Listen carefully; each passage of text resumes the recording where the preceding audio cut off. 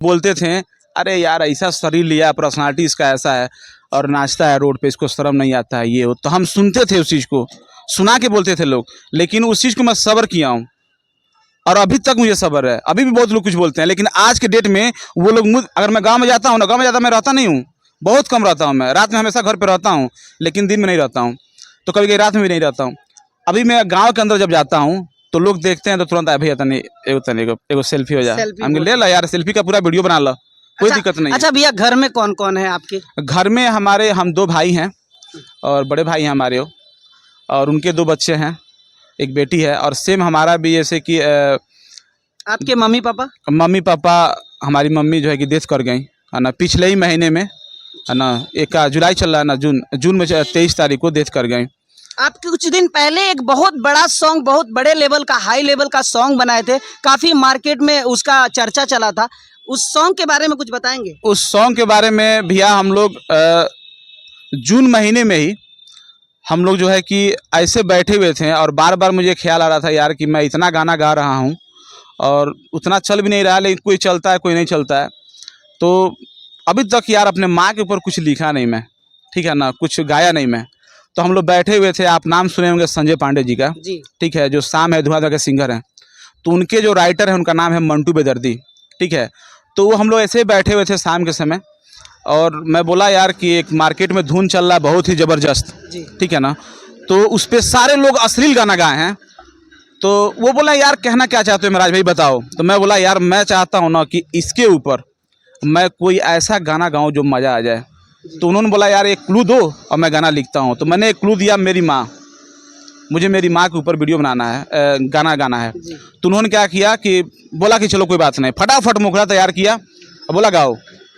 विधि के कैसन विधाता हो, जन्मों जन्म के बनाता हो, हर विधि के कैसन विधाता हो, सातों जन्म के बनाता हो, कि माई चरण में तोरा चारों धाम मिले, ये जीवन जितना बार मिले, माई बेटा बने के तोहार मिले, ये जीवन जितना बार मिले, माई बेटा बने के तोहार मिले। इस गाने को सुनकर लगता है कि आपकी इस गाने से और माँ का जो रिश्ता है बहुत ही गहराई से जुड़ा हुआ है, कि सुनने के बाद लगता है। क्या इसके पीछे का कुछ भैया, इसके पीछे का तो बहुत यानी कि समझिए कि दिल टूटने वाली चीज़ें हैं। 22 तारीख को, जैसे कि मैं बताया आपसे पहले कि 22 तारीख को हम लोग इस गाने के बारे में है ना सर्च किए, ठीक है, और शोध करने के बाद इस मंटू बेदर्दी जी जो है कि बोले कि गाइए आप। और ट्रैक हम लोग के पास हमेशा रहता है, ऐसा नहीं कि ट्रैक बनवाना पड़ता है, ऐसा कुछ नहीं है, हम लोग के पास हमेशा ट्रैक रहता है। किसी भी कोई गाना मार्केट में बजा, ट्रैक फटाफट मिल जाता है, वो भी फ्री में। तो गाना हमने मुखड़ा गाया और निकल के सुना, बहुत अच्छा लग रहा था। उसके बाद से मैं बोला यार ये जितना भी गाना ये बनेगा ना, अभी नहीं बनेगा, 2-3 दिन रुक के बनाते हैं, ठीक है ना। मुखड़ा तो तैयार हो गया है जी, लेकिन ये जो गाना है ना, पूरा का पूरा गाने के बाद अपनी माँ के साथ में वीडियो बनाऊंगा। ये अच्छा, ये पूरा सेटअप लगाऊंगा और ये अपनी माँ के साथ में इस वीडियो को मैं शूट कराऊंगा। तो उन्होंने बोला यार सबसे बेस्ट रहेगा, यार अपनी माँ है वो और लाड प्यार करेगी। तो हमने कहा सही है, ठीक है, कोई बात नहीं। अब 22 तारीख को ये बात करके मैं घर पे आया हूँ। घर पे आया तो अम्मी की थोड़ा ज़्यादा डिस्टर्ब था, तो कैसे कैसे रात भर मैं जगा था, उनके साथी वो भी जगी हुई थी, तो उनको उठाना बैठाना आप समझ सकते हैं, ठीक है ना। A to Z मैं ही था, घर पे कोई था नहीं, इसलिए कि 2 बच्चे हैं तो वाइफ परेशान रहती हैं। उसके बाद से रात भर होने के बाद सुबह मैं उनको ब्रश कराया, ब्रश कराने के बाद नाश्ता कराया, नाश्ता कराने के बाद सारा कुछ करने के बाद मैं लुंगी पहना था बनियान, मैं गया बाथ में नहाने के लिए।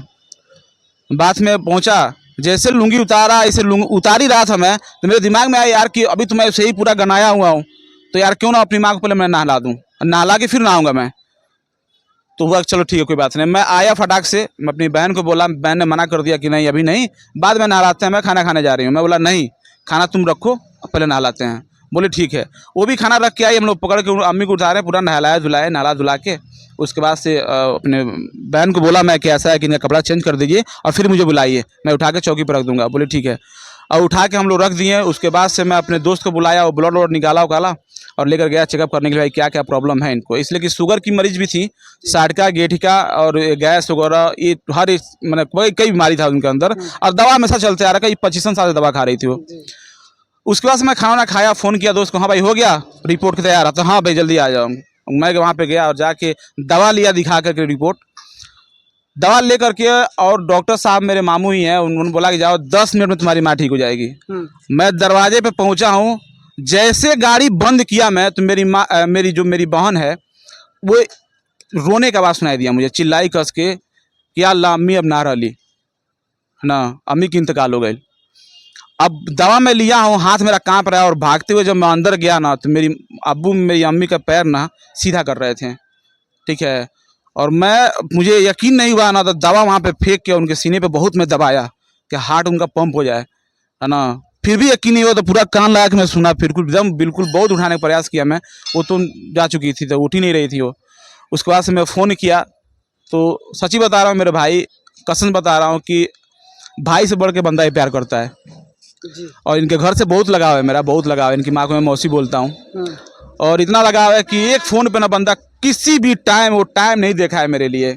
और कसम से मैं अपने घर पे हमेशा इनका मैं चर्चा करता रहता हूँ कि यार कभी भी टाइम नहीं देखता है बंदा, जब फ़ोन करता हूँ उठाएगा, या तो वाइफ उठाएगी, हाँ ये बात है, और तुरंत बंदा गाड़ी लेके वहाँ पे आते हैं लोग। फ़ोन किया, मैं लोग वहीं मौजूद थे, गाड़ी लेके आए, मैं लेके बैठा और लेके गया डॉक्टर के पास दिखाया, तो डॉक्टर ने बोला कि बाबू घर लेके जाओ, तो इनका मट्टी में जल की तैयारी करो। ये सुन के फिर भी भरोसा नहीं हुआ, मैं उनका पैर पकड़ लिया डॉक्टर साहब का कि प्लीज़ एक बार देख लीजिए, एक बार और चेक कर लीजिए ना, हो सके कहीं। उन्होंने बोला कि गाड़ी में बैठो, गाड़ी में बैठा तो दरवाज़ा बंद कर दिया, बोले इनको लेके जाओ, है ना। वहाँ से रोते घर पे पहुँचे हैं। उसके बाद से उसी दिन मट्टी मजल हुआ। उसके बाद से भाई वहीं बैठे रहें, रोते रहें, कई दिन तक पड़े रहे घर में, है ना। कब्र पे जाता हूँ मैं, हमेशा पर डे जाता हूँ। अच्छा, माँ से बिछड़ने का बहुत ज़्यादा दर्द मतलब महसूस होता है।